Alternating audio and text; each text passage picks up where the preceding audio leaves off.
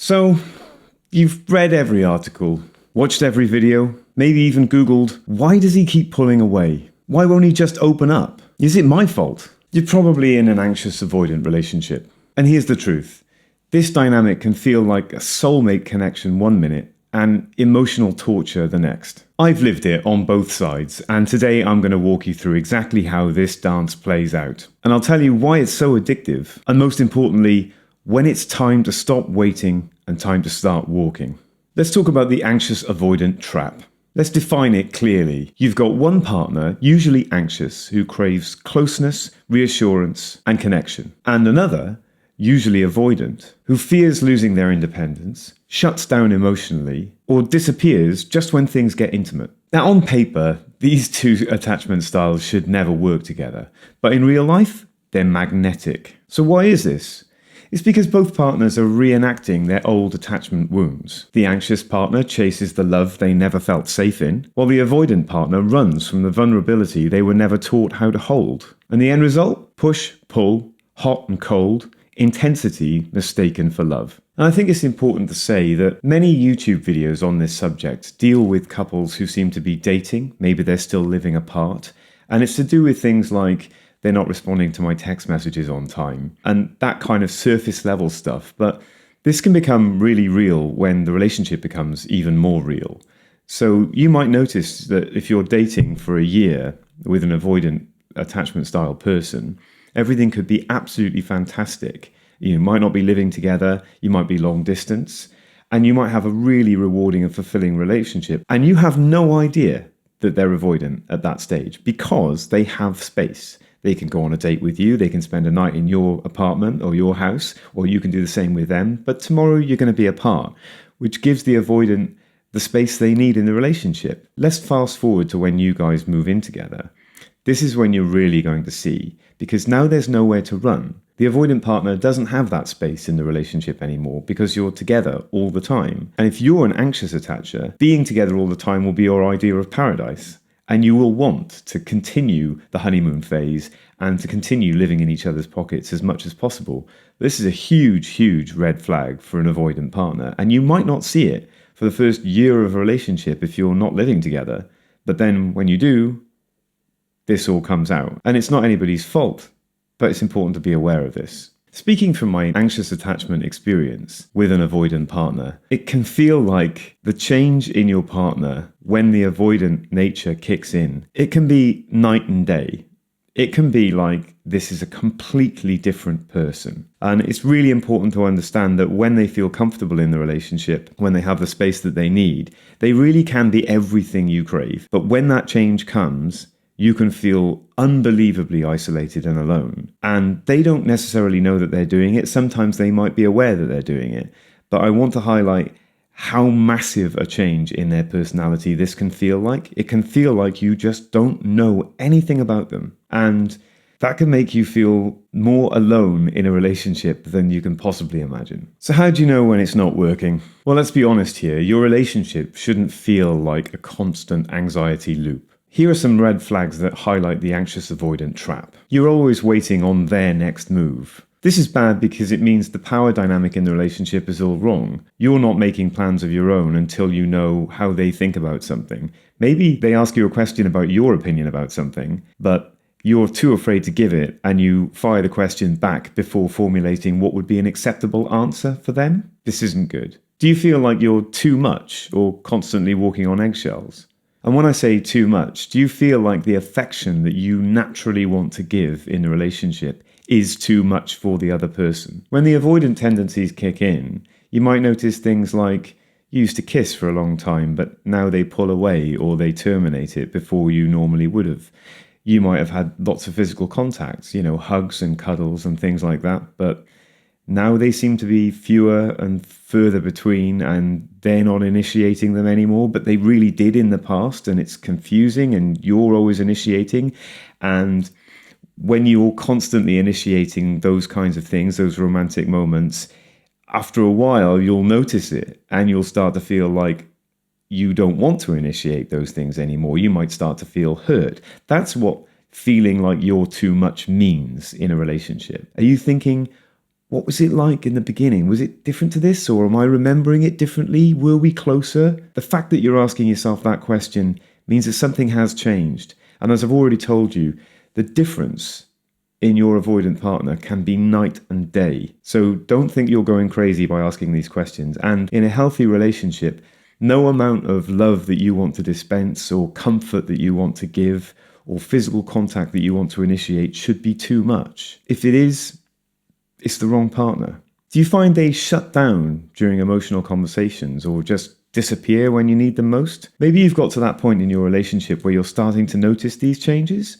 and maybe you're the anxious partner and you're wondering if your partner is avoidant, and you're watching this video to validate your assessment of the situation, which is exactly what I've done in the past, which is how I learned all about attachment styles. And maybe you're starting to initiate conversations about this and saying, I don't feel as connected to you as I used to feel, and I don't feel like you want to initiate anything anymore, whether it's, sex or any other kind of physical intimacy, which is perfectly normal within a relationship. If you're an anxiously attached person, you want a lot of it. So maybe you're starting to have these difficult conversations or starting to think about how you would approach that. And when you do, are you noticing that the person just doesn't want to talk about it, doesn't have time to talk about it, says things like, I just don't have the energy, or it's been too much, I've had a long day in work? Or then you might think, well, I will try and talk to you about it on a weekend.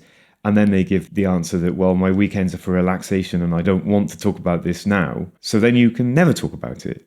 And that's what it looks like when somebody shuts down and isn't there for you in those emotionally difficult conversations. And they shouldn't really be emotionally difficult, but they are for an avoidant person. And the reason they don't want to talk to you isn't because they're tired. It isn't because they've had a long day at work. It isn't because the weekends are for relaxing. It's because they don't want to have that conversation, because it means confronting their avoidant nature, which is the last thing that avoidant personality wants to do. So it's a red flag. It tells you that maybe you're onto something here with your suspicions. Are you stuck in a fantasy of who they could be, what your relationship could be in the future? Maybe this is one of the cruelest things about an anxious-avoidant pairing, is that often you will have things to cling to from the beginning of the relationship that were magical, where you seemed perfect for each other. And as things start to change, you still cling on to those memories, and you think, well, it could be like that again in the future. And if I can do enough for the person and somehow regain the trust that seems to have been lost, or the safety that was there before, or the passion or the romance or the physical connection, the conversations, you may have even had deeply emotional conversations at the beginning of the relationship, but you don't seem able to have them anymore. This thought process about the future is going to be different is quite toxic. You're not there to fix that person. And actually, it's predicated on the assumption that you, the anxiously attached partner, have done something wrong which changed their behavior. But you didn't. You've been the same. You were clingy at the beginning, and you're still clingy. And that's okay. That's just who you are. You haven't changed. They've changed. And it's not because of you. It's not because of your clinginess and how much you want to love them, and how much you want to have the conversations all the time, and how much you want to lean on them emotionally and have them to lean on you. This is not your fault. And you can't imagine a future where things will magically get better, or you will do something that will change them.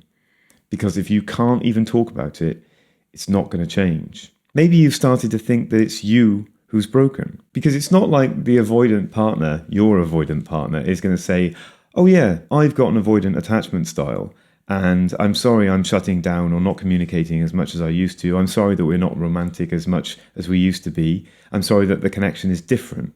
They're not going to tell you that because they don't know most of the time. And the nature of an avoidant person means they don't want to do the digging into their past and into their present to find out why they behave the way they behave. I'm not even sure if they can actually feel the fears that are driving them towards that behavior. I think it's become such a pattern and such a subconscious defensive strategy against being hurt and abandoned, they don't even know that they're doing it. And they certainly wouldn't want to confront the fact that they're doing it.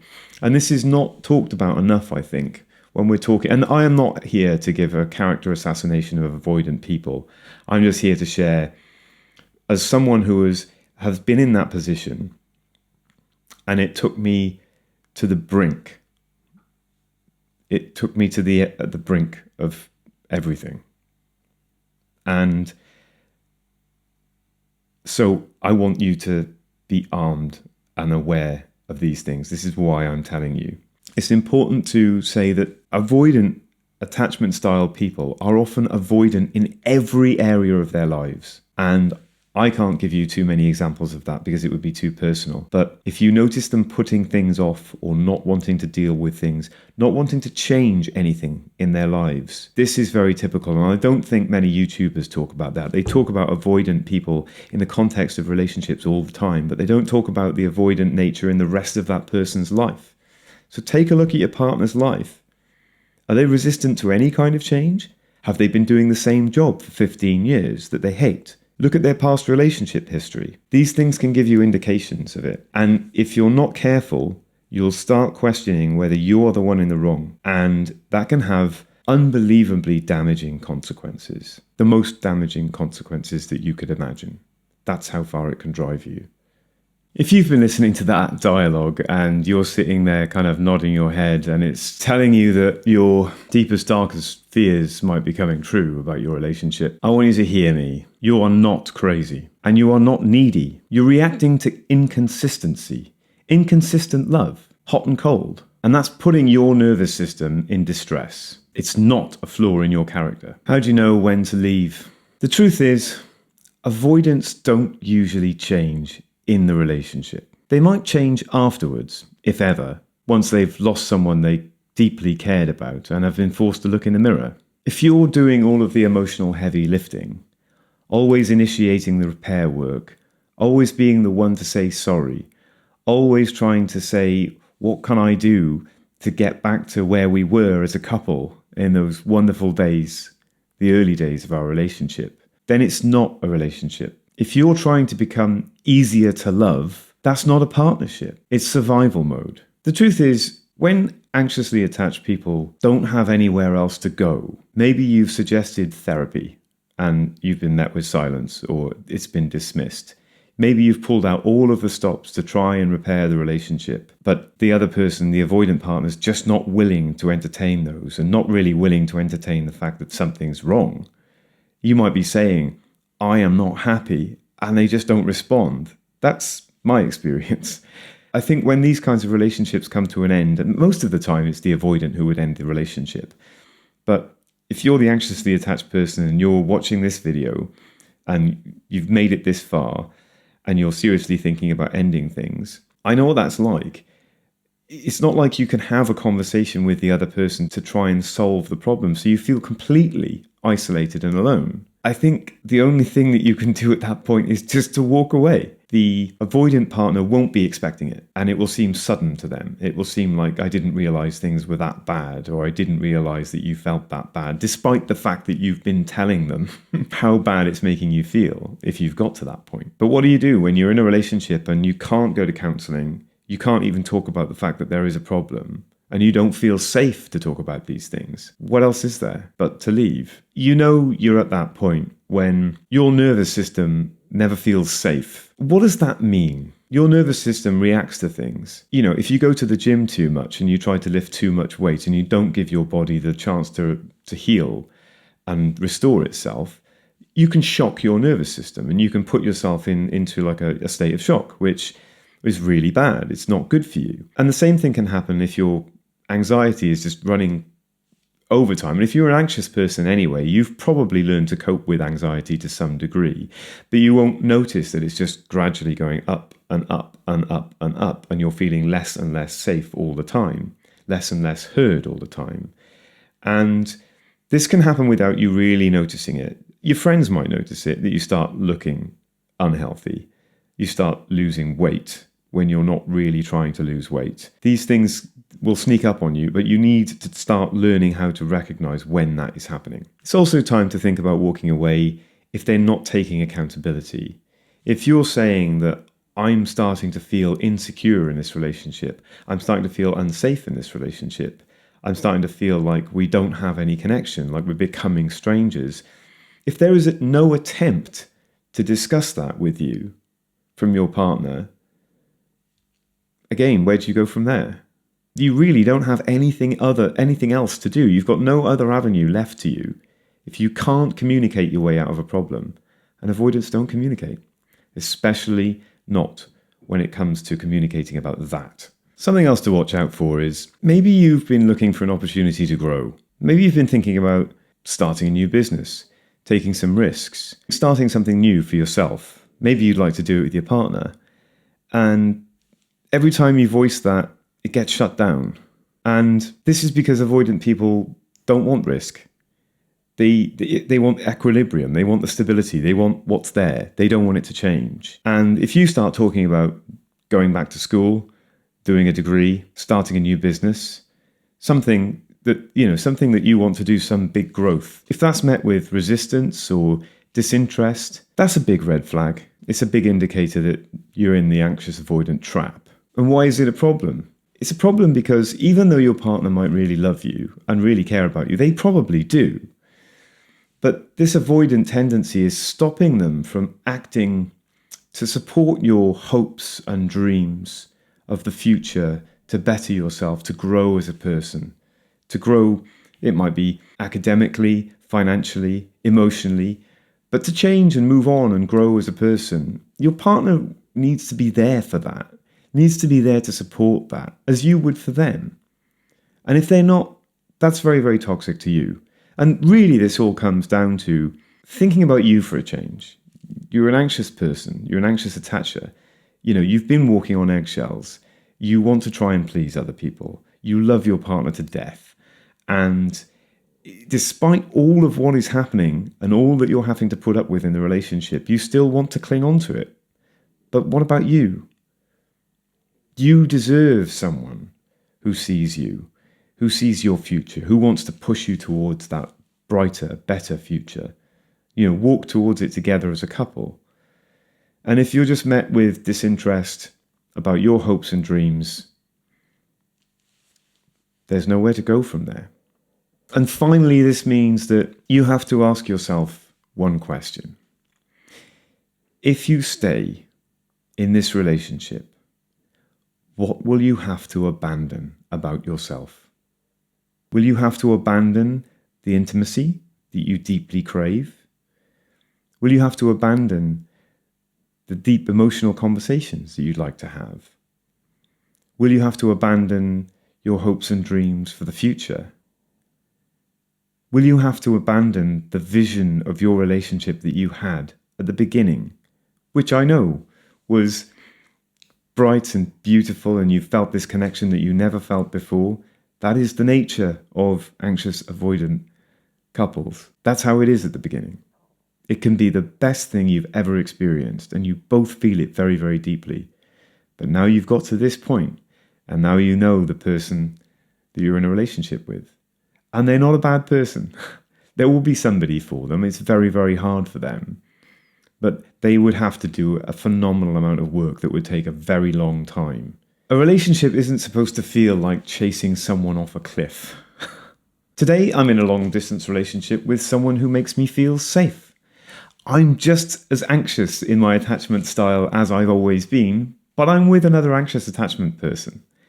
And it's fantastic. Even though we're long distance, my instinct to send a text message every half an hour to make sure everything's okay is completely understood by my partner. And she is exactly the same. The red flags that I can see in my past have all been replaced by green flags that I can see in my future. And it takes the guesswork out of your relationships. To me now, it seems ridiculous just choosing somebody based on an evening over drinks that you like. I can't imagine trying to choose a partner like that anymore, because it is no indication. If you're looking for a long-term thing, for stable, safe love, you have to take the experiences that you've had in the past and understand them, which is something we can do.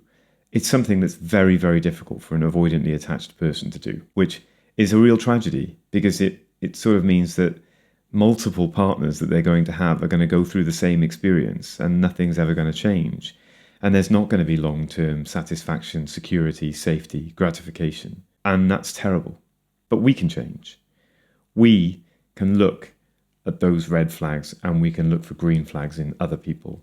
If you're in the middle of this right now, kind of going out of your mind and being met with just silence, stonewalling, whatever it is, just a lack of what you want the relationship to be or what it was, take a breath. Take a long, deep breath. You deserve love that doesn't make you question your worth. You deserve someone who doesn't just say the right thing once in a while. You deserve someone who consistently cares about you, who consistently wants to make you feel reassured, who wants to show up for you every day, like you want to show up for them.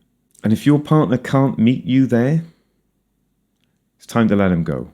And if you've reached that point where you're losing your mind and you're thinking about walking away, but it seems so unbelievably painful, this person was the biggest love in your life, and you can't imagine how you would ever recover from it, you might be surprised how easy it is to walk away. Because when it's that bad, and when you're struggling, and you probably don't know how much you're struggling, how much shock your nervous system is in, how tired you are and how exhausted you are from maintaining this, from initiating, from always being there, from walking on eggshells, that moment when you actually do decide to walk away, you might find that it's much, much easier than you thought, because you gave it everything you had.